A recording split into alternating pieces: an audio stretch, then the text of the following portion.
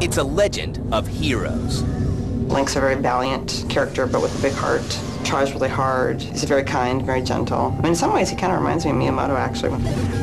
Miyamoto and Zelda, I've always felt, kind of give you that experience of going back to your childhood. It's a legend of new worlds. But what was really fun was creating all these areas to explore. Going into the mountains and finding caves and whatnot. It's a legend of epic struggles.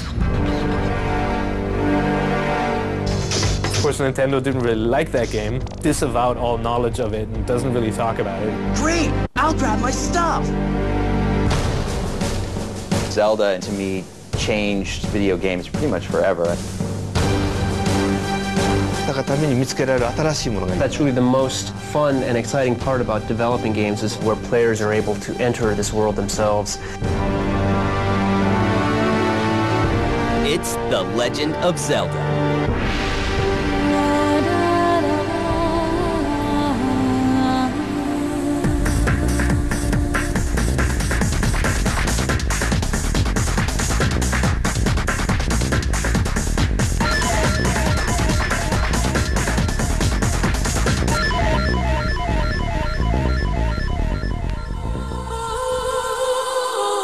In 1983, an established Japanese gaming company named Nintendo releases their first home console, called the Famicom. The success of the console paves the way for young game designer Shigeru Miyamoto and his new title, borrowed from a classic American author, F. Scott Fitzgerald. Well, actually, the name Zelda, we were kind of looking for this name for kind of this eternal beauty or this eternal strong woman, and we actually looked at Fitzgerald's wife, Zelda. She's actually perfect, so we kind of took her name. In 1986, Zelda is released in Japan on the Famicom Disk System, an add-on feature for the Famicom. Yeah, I think the original Zelda stood out because it was so epic for its time. It was pretty important. The story puts you in the role of Link, a lovable little boy who goes on the adventure of a lifetime while trying to save Zelda, the Princess of Hyrule. Miyamoto is really interested in taking things that he experienced in his childhood and turning them into video games. Walking through a forest and seeing a little cave.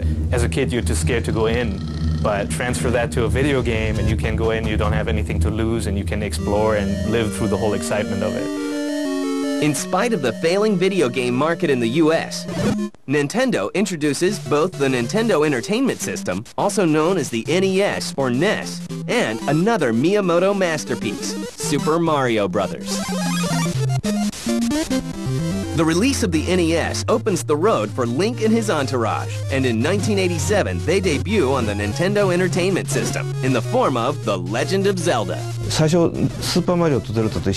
Because I had started working on the initial ideas for both Zelda and Super Mario Bros. Essentially at the same time, but we decided to quit working on Zelda for a while and complete Super Mario Bros. First. Then we actually decided later on to relook at our work on Zelda and complete that game. With Zelda, what I really tried to do was create a scenario where the player would get into a situation and they wouldn't know what they were supposed to do, and so they would have to use their brain rather than their body, and they would have to think their way through situations. I felt, relieved and almost rescued to a certain extent, because Zelda in Japan was the very first game that was released for this Famicom Disk System, and so if that game had failed, then the hardware itself probably would have failed as well. So when we released the game and people thought the game was very fun and it became such a success, I felt very relieved and very happy. But what was really attractive in the first Zelda game was it had an organic overworld. And what's the story behind this Link guy? He's a character who starts off very young, and gradually through his experiences he grows and he becomes stronger and he matures. Link's a very valiant character, but with a big heart. However, the hardware on the NES has its limitations. The family computer, or the NES, had very limited capabilities for essentially drawing pictures for the graphics. So one of the biggest challenges with the game was trying to create many different types of enemies with these limited graphical capabilities. And actually, if you look at it, a lot of them you could see kind of inverted images of other enemies in the game.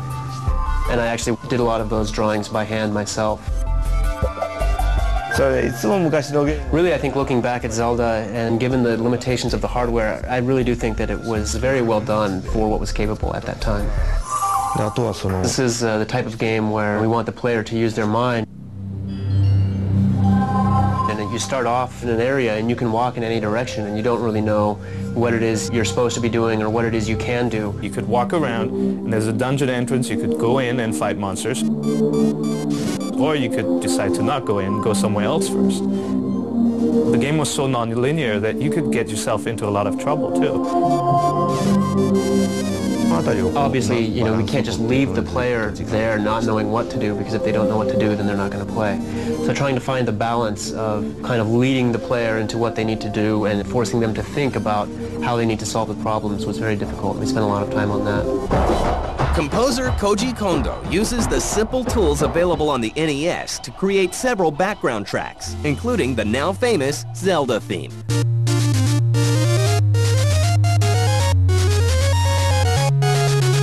So that was a big step in video gaming. You could really appreciate the melody because it was so catchy.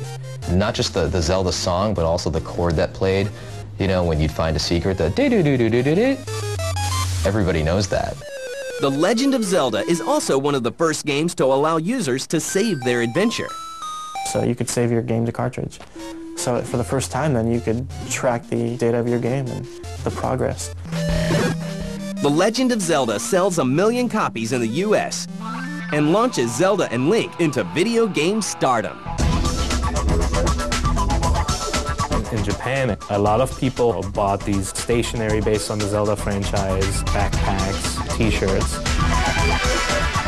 While The Legend of Zelda is still amazing American audiences, Nintendo prepares for their trip back to Hyrule. But some fans aren't too happy with the outcome.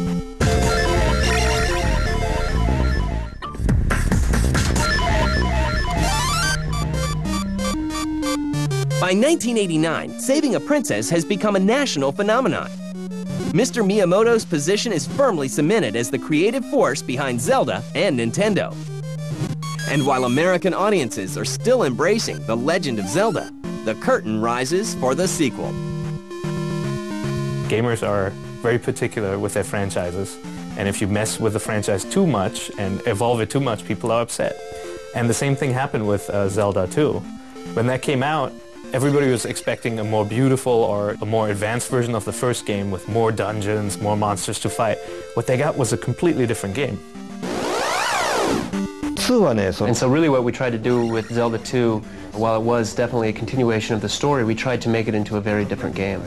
If you look at Zelda 2, The Adventure of Link, that's really more of kind of an action and a more physically oriented game than the original Legend of Zelda was, which was definitely more mental and more problem solving. In that sense, it's definitely a very different game. The second Zelda, I waited with bated breath. It was a very, very, very good game, very solid.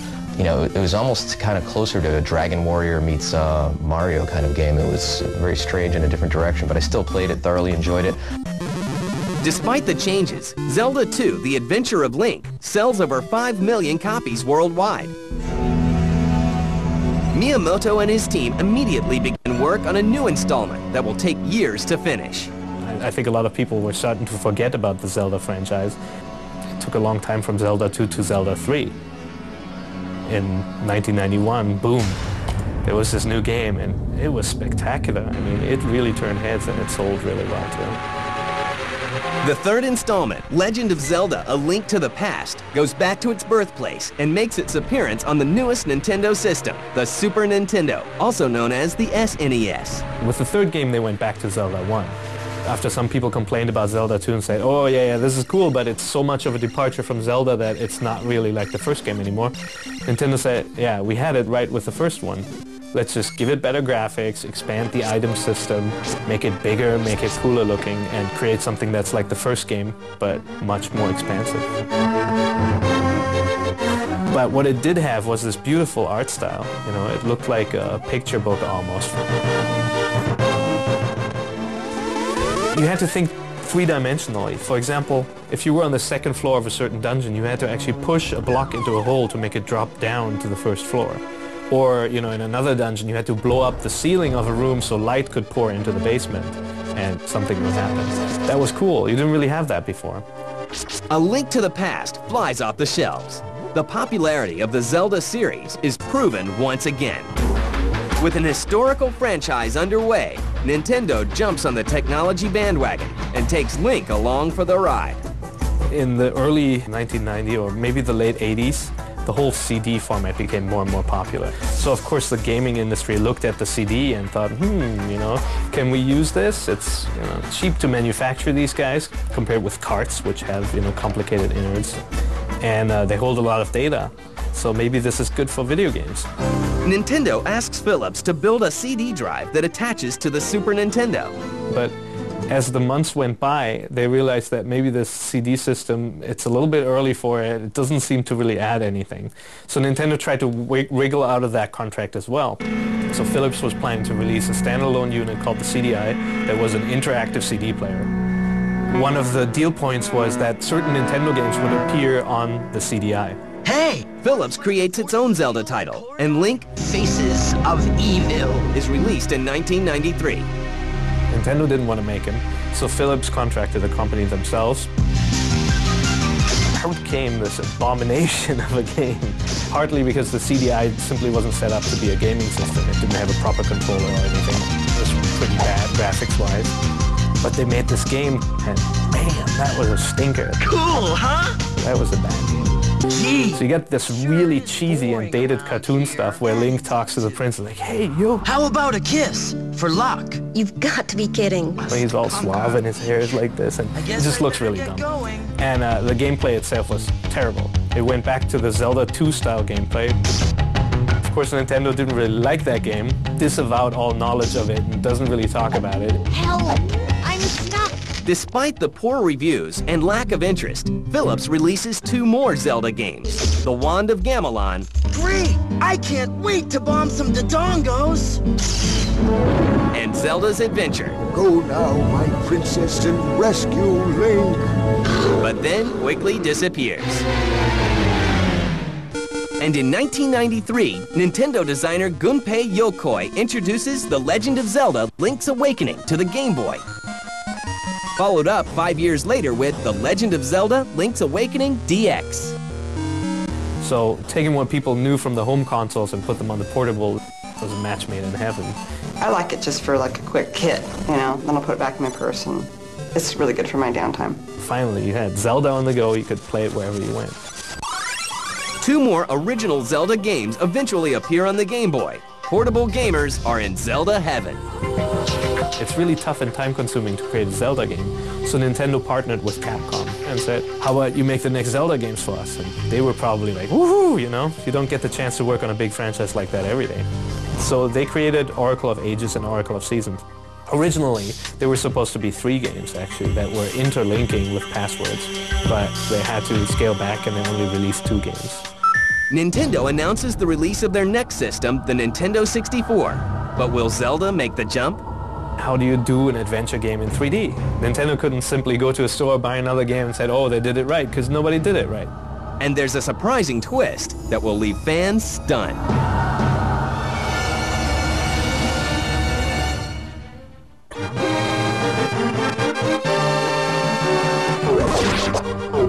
By 1998, the Zelda franchise has conquered all the Nintendo systems, and Miyamoto and his team of developers are working feverishly on finishing the epic Zelda 64. Eiji Aonuma, a future director of Zelda projects, joins Miyamoto's team. Our original thought was to take essentially the Super NES game, The Legend of Zelda: A Link to the Past, and turn that into a 3D game on the N64, and that was our original idea for The Legend of Zelda: Ocarina of Time. So we took one of the items from A Link to the Past, which was an ocarina, and it wasn't featured very much, but we decided to essentially take that and make that kind of the main item in Ocarina of Time, and use it as kind of this musical instrument that plays an important role in the game. But the production lags. The earliest showings of Zelda in '95, where you saw this demo of a very short and young-looking Link fighting a knight. There were demos in 96, and they said, yep, it's coming out soon. There were demos in 97, they said, yep, it's coming out soon. The original Nintendo 64 Zelda was delayed because it was just such an epic, humongous game. And, you know, these take time. There is so much anticipation for the new game that the Guinness Book of World Records officially recognizes the Ocarina of Time as having more pre-orders than any other game in history. 350,000. When you're actually developing a game, it's really hard to see how it's going to turn out and whether or not it will be successful. But with Ocarina of Time, when we actually finished working on the game and saw what we had created, we were really surprised, and we said, wow, we really may have done something great here. I think at that point, Mr. Miyamoto really thought that we may have had a big hit in our hands. The game is finally released in both Japan and the US, and immediately sweeps both countries. The scope and depth leave gamers in shock. Miyamoto and his team succeeded in bringing all the elements of the original Zelda into the 3D world. Apart from being the type of game that forces players to think their way through problems, I think probably the next most important part of the Zelda experience is providing players an opportunity to feel like they are a part of the Zelda world. And I really think that with the 3D environments of the Ocarina of Time, it was really able to create the type of scenario and the type of world where players felt just completely immersed in the surroundings within the game. Mr. Miyamoto isn't one for wasting time. Well, actually, right after we had completed The Legend of Zelda Ocarina of Time and things had started to just slow down for us, Mr. Miyamoto came to me and he said, I want you to come up with a Zelda game that we can create within 1 year. So it was kind of based on that idea that we came up with this concept of having a limited time frame that you replay over and over again. And that essentially became the focus of Majora's Mask. In 2000, Majora's Mask is the second Zelda game released for the Nintendo 64. With Ocarina of Time, the events in that game weren't really fixed to a specific time frame. But with Majora's Mask, we actually had this limited time frame that the player would play over and over again. And so the player would essentially have to decide which of the multiple events that were occurring they wanted to essentially become a part of. But depending on how they interacted with them, then the events might change. And so really this became an important part of the gameplay. Majora's Mask follows Link's fight to save a world from the impending crash of a moon. The story and gameplay are embraced by fans worldwide. Majora's Mask quickly becomes a bestseller. Once we released Majora's Mask, I wanted to see how dedicated they were going to be and just how much of all the events that were occurring in the game they wanted to play through and experience. We received a lot of commendations for having created this game system that was unique and new, and that made us really happy. Knowing that the lifespan of the Nintendo 64 is coming to an end, Miyamoto begins work on a Zelda title that will eventually arrive on Nintendo's next generation console. When Nintendo announced GameCube at Space World in Japan, they had this really cool footage of Link crossing swords with Ganondorf, and it looked really cool. So of course everybody's like, wow. Fast forward to the next Nintendo event, where Nintendo for the very first time was going to show actual gameplay footage. Expectations were high. Suddenly this really odd-looking Link comes up, and everybody's like, what the heck is that? With Wind Waker, we tried to find the mode of expression that is best suited to a 3D Zelda. And this time we really thought that how we portray the character's movements, proportions would become very important to the player naturally feeling like they are a part of the world. They were taking the Zelda series and giving it a cartoon look. But once you play it and you realize that it's the same old Zelda, you'll be hooked, I guarantee you. With new world record pre-orders of 500,000, The Legend of Zelda, The Wind Waker is released in spring 2003.